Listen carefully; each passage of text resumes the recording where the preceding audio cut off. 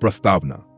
कभी आपने सोचा है क्यों कुछ लोग अपने सपनों को हकीकत में बदलने में सफल हो जाते हैं जबकि कई लोग सिर्फ अपने ख्वाबों में खोए रहते हैं?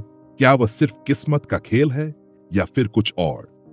यह कहानी एक छोटे से गांव के एक साधारण लड़के की है जिसका सपना था दुनिया में कुछ बड़ा करने का।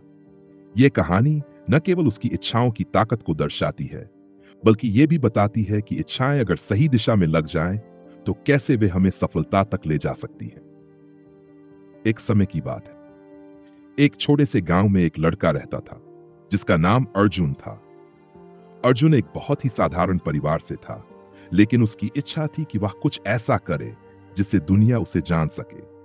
वह एक दिन अपने घर के आंगन में बैठा था और अपनी मां से कह रहा था, मां, मैं बड़ा आदमी बनना चाहता हूं। मैं चाहता हूं कि मैं भी दुनिया में कुछ बड़ा करूं, लेकिन मुझे नहीं पता कि कहां से शुरू करूं। मां ने उसकी तरफ देखा और मुस्कुराते हुए कहा, अर्जुन, तुम जो चाहो वो कर सकते हो, लेकिन पहले अपनी इच्छा को स्पष्ट करो। यदि तुमने अपनी इच्छा को ठान लिया तो तुम्हारी सफलता की दिशा स्वतः ही बन जाएगी। अर्जुन को अपनी मां की बात समझ में तो आ गई, लेकिन वह अभी भी अनिश्चित था। एक दिन गांव के पास एक बड़ा मेला लगा था।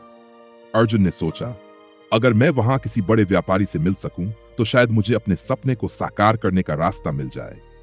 वह मेला देखने गया और वहां एक व्यापारी से मिला जो बहुत ही सफल और प्रसिद्ध था। उसने व्यापारी से पूछा, आपने इतनी बड़ी सफलता कैसे प्राप्त की? व्यापारी ने मुस्कुराते हुए जवाब दिया, मेरे बेटे, यह सब एक स्पष्ट और मजबूत इच्छा का परिणाम है।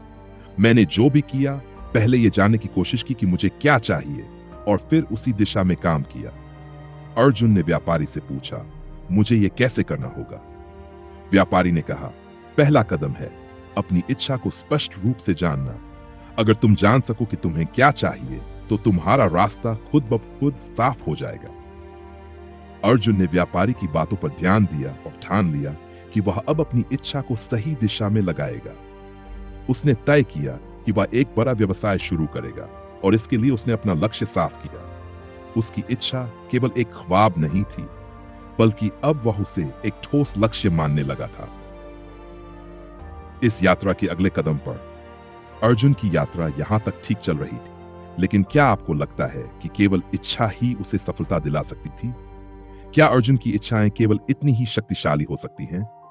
क्या उसे सिर्फ इच्छा के साथ पर्याप्त था या फिर उसे कुछ और चाहिए था जो उसकी मदद कर सके? अर्जुन के अगले कदम के बारे में हम अगले अध्याय में जानेंगे, जहां हम ये देखेंगे कि कैसे विश्वास और आत्मविश्वास उसे अपने लक्ष्य तक पहुंचाने में मदद करते हैं। इस अध्याय में हमने सीखा कि एक स्पष्ट और ठोस इच्छा सफलता का पहला कदम है, लेकिन क्या इच्छा केवल यही है या फिर हमें इसके आगे भी कुछ करना होता है?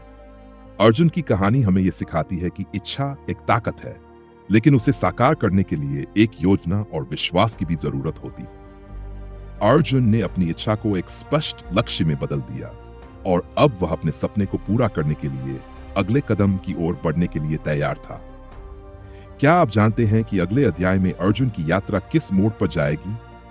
क्या उसे केवल इच्छा और योजना से ही सफलता मिल पाएगी या उसे कुछ और शक्ति चाहिए होगी? अगले अध्याय में हम इसे जानेंगे।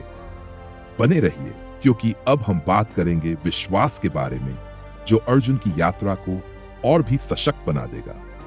अगला अध्याय, क्या होगा जब अर्जुन को पता चलेगा कि विश्वास ही वह शक्ति है जो उसकी इच्छाओं को हकीकत में बदल सकती है?